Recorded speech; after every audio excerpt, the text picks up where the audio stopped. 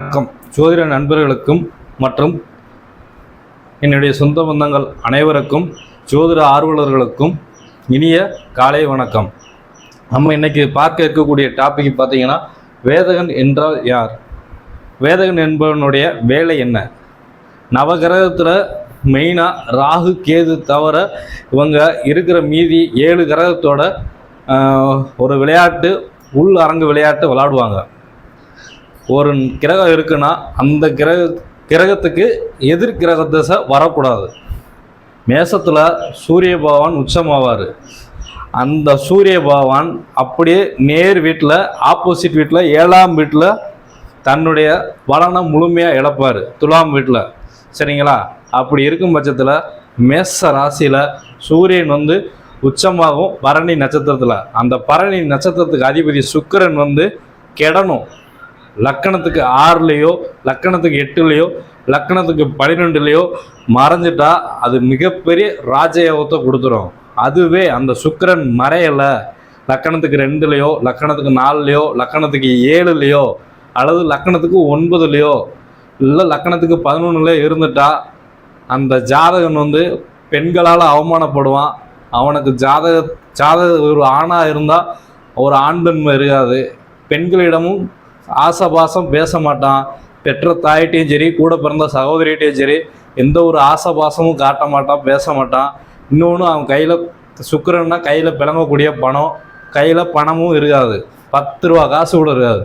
அந்த அளவுக்கு அதோடைய தசை, அந்த கிரகத்தோட நட்சத்திரம் பாடா படுத்திடும். நம்ம ஒரு ஆள் குணத்தை பார்த்துட்டு இவன் இப்படி ஒரு மோசமான கேரக்டராக இருக்கான் அப்படின்னு சொல்லிட்டு நம்மளே ஜட்ஜ்மெண்ட் கொடுப்போம். ஆனால் ஜட்ஜ்மெண்ட் கொடுக்குறது நம்ம கிடையாது, இருக்கிற அந்த 7 கிரகத்தோட வேலை தான் அந்த ஜட்ஜ்மெண்ட் கொடுக்குற வேலை. உதாரணமாக நம்ம ஒரு டெமோ கிளாஸ் பார்ப்போம், சரிங்களா? இப்போ மேச லக்கணம், லக்கணத்தில் இங்கே மேச ராசியில் அஸ்வினி நட்சத்திரம், 2வது பரணி நட்சத்திரம், 3வது கார்த்திகை நட்சத்திரம். இந்த பரணி நட்சத்திரம் சுக்கிரன் அதிபதி, அஸ்வினி நட்சத்திரத்துக்கு கேது அதிபதி, கார்த்திகை நட்சத்திரத்துக்கு சூரியன் அதிபதி, சரிங்களா? இந்த பரணி நட்சத்திரம் இப்போ லக்கணம் விழுந்த புள்ளி பரணி நட்சத்திரம், சரிங்களா? சூரியனும் பரணி நட்சத்திரம். சூரியன்ற கிரகம் இங்கே உச்சம் பெறும். அவர் பரணி நட்சத்திரம் ஏறி, இதோட அதிபதி இப்போ சொல்லிட்டேன், சுக்கிர பகவான் சொல்லிட்டு, சரிங்களா?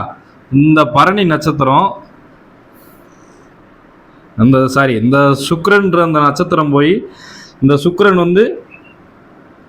லக்கணத்துக்கு இது 1 2 3 4 5 6 7 8 9 10 11 12. இந்த சூரியனுக்கு அதிபதி சுக்கிரன். இந்த சுக்கிரன் இங்கே நீசமாகலாம், சரிங்களா? லக்கணத்துக்கு 8ல், காலச்சக்கரத்துக்கு 8ல் போய் மறையலாம், அல்லது லக்கணத்துக்கு 12ல் உச்சமாகலாம். ஆட்சி உச்ச நட்புன்றது வேற, சரிங்களா? ஆனால் இங்கே இந்த வேதகன் என்று சொல்லக்கூடிய சொல்லு மறையணும். இந்த நட்சத்திரம் சூரியன்ற நட்சத்திரம் பரணி நட்சத்திரம் ஏறி அந்த நட்சத்திர அதிபதி சுக்கிரன் இருக்குங்களா? சூரியனுக்கு வேதகன் சுக்கிரன். இந்த சுக்கிரன் போய் 6 8 12ல் மறையணும்.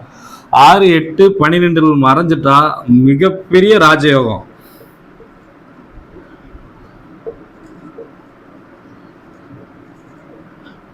அதுவே அந்த கிரகம் மறையலை, இந்த 6 8 12ல் மறையலை அப்படின்னா எங்கெங்கே உட்காந்துருக்கானோ அதோடைய காரகத்துவத்தை ஃபுல்லாக மொத்தமாக எப்படி ஒரு மிகப்பெரிய வெளிச்சமான கிரகம் ஒரு சின்ன அணுவு போய் அங்கே நின்றா தெரியாது, ஒரு மிகப்பெரிய மனிதர்கிட்ட ஒரு சின்ன மனிதர் போய் நின்றா தெரியாதோ அதே மாதிரி மொத்தத்தில் சோழியை முடிச்சு விட்ருவோம்.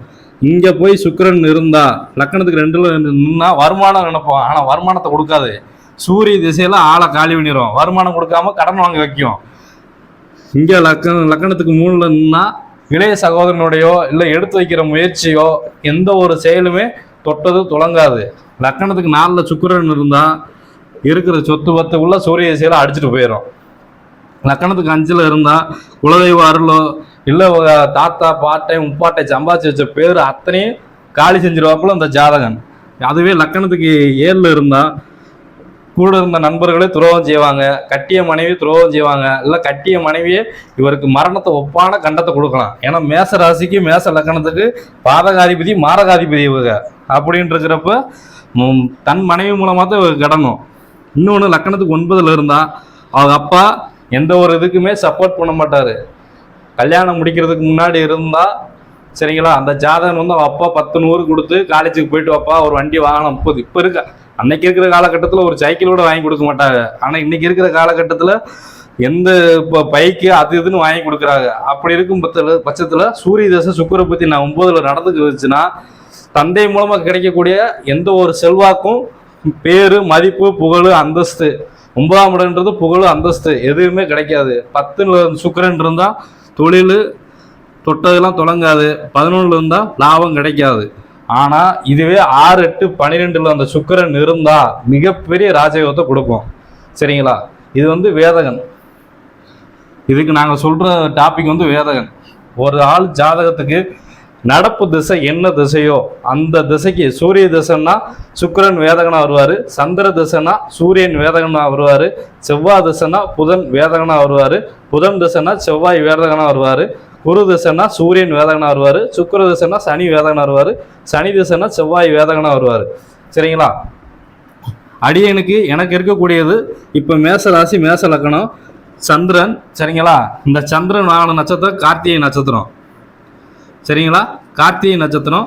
இந்த கார்த்திகை நட்சத்திரம் லக்கணத்துக்கு 8ல் போய் சூரியன் எனக்கு மறைஞ்சிருச்சு. சந்திர திசையில் இப்போ உங்களிடம் அடியன் பேசி கொண்டிருக்கேன். சரிங்களா, அது எனக்கு மட்டும் இல்லை எல்லாத்துக்குமே இந்த விதி விலக்கு பொருந்தும். யாருக்குமே பொருந்தாதெல்லாம் கிடையாது. இந்த நவகிரகத்தில் எந்த திசை நடந்தாலும் சரி, ராகு கேது திசையை தவிர மீதி எந்த திசை நடந்தாலும் மீதி இருக்க 7 கிரகத்தோட திசை நடந்துச்சுன்னா கண்டிப்பான முறையில் இதில் ஏதாவது ஒரு நட்சத்திர சாரநாதன் கரெக்டாக உட்காந்துருச்சுன்னா அந்த நட்சத்திரத்தோட அதிபதி போய் மறையணும். இப்போ செவ்வாய் திசை ஓடுது அப்படின்னா இங்கே ஆயிலி நட்சத்திரம், இங்கே செவ்வாய் திசை இப்போ இருக்குன்னா செவ்வாய் இங்கே இருக்குன்னா ஆயிலி நட்சத்திரம். அப்போ ஆயிலி நட்சத்திரம்னா இங்கேருந்து எண்ணிக்கோங்க 1, 2, 3, 4, 5, 6. இந்த 6ஆம் இடத்துல இந்த ஆயிலி நட்சத்திரத்துக்கு அதிபதி புதன் பகவான். சரிங்களா, இந்த புதன் வந்து இங்கே மறையணும், இங்கே இருக்கணும். இப்படி மறைஞ்சிட்டா மிகப்பெரிய ராஜயோகம். அப்படி லக்கணத்துக்கு 7, 8ல் புதன் மறைஞ்சிட்டா இங்கே வந்து புதன் வந்து இருந்துருச்சுன்னா இந்த புதன் என்ன நட்சத்திரம் வேணாலும் வாங்கியிருக்கலாம், அது பிரச்சனை கிடையாது. அந்த திசைக்கு அந்த நட்சத்திர கால், அதாவது புதனோட நட்சத்திர கால் ஏறி இருந்துச்சுன்னா அந்த புதன் நட்சத்திர அதிபதி போய் அந்த கிரகம் மறையணும். அப்படி மறைஞ்சிருச்சுன்னா மிகப்பெரிய ராஜயோகத்தை கொடுக்கும், இல்லாட்டி மிகப்பெரிய தரித்திர யோகத்தை தான் கொடுக்கும். அதுக்கு சொல்லக்கூடிய வார்த்தைகள் இல்லை, அவன் கஷ்டப்படுற வார்த்தைக்கும் அளவும் கிடையாது, அந்த அளவுக்கு கஷ்டப்படுவான். மனைவி மக்கள் சொந்த பந்தம் எல்லாத்தையும் இழந்துட்டு ஒரு கட்டத்தில் எங்கே போய் உட்காரணும்னு தெரியாமல் உட்காந்துருப்பான். வேதகன் வந்து ஒரு மிகப்பெரிய ஜாதகத்தில் ப்ளே பண்ணுற கிரகம். இந்த வேதகன் தான் எடுத்தனையும் எப்பேற்பட்ட ஒரு சாதாரண ஜோதிட ஆர்வலராக இருந்தாலும் சரி, ஜோதிட மாணவனாக இருந்தாலும் சரி, இந்த தகவலை பயன்படுத்திக்கோங்க. இது உங்களுக்கு வர்ற வாடிக்கையாளருக்கு மிகப்பெரிய பெரு உதவியாக இருக்கும். அவங்களுக்கு தற்பொழுது தசா புத்தி சூரிய தசை நடந்துச்சுன்னா அந்த சூரியன் என்ன நட்சத்திர கால் வாங்கியிருக்குன்னு பாருங்க, அந்த நட்சத்திரத்துக்கு அதிபதி யாருன்னு பாருங்க. அந்த நட்சத்திர அதிபதி மறைஞ்சிருந்தா நீ இந்த தசையில நல்லா வருவ, நீ என்ன வேணாலும் என்ன வேணாலும் செய்ய, தொட்டது தொடங்குன்னு சொல்லிருங்க. அப்படி மறையில சோத்துவத்தில் இருந்துச்சுன்னா இருக்கிற இடம் தெரியாம இருந்துக்கோங்க. வேலையை செஞ்சோமா சாப்பிட்டோமா தூங்கினோமான்னு இருக்க சொல்லுங்க. சரிங்களா, அதுதான் உங்களை நம்பி வர்றவங்களுக்கு ஒரு பெரும் உதவி செய்யறதுக்கு அடையாளம். நீங்கள் வந்து அவருக்கு 10,000 50,000 கொடுத்து உதவ வேணாம். ஆனால் ஒரு வார்த்தை சொன்னாலும் திருவார்த்தை சொல்லாத அளவுக்கு சொல்லிடுங்க. சரிங்களா, நன்றி, வணக்கம்.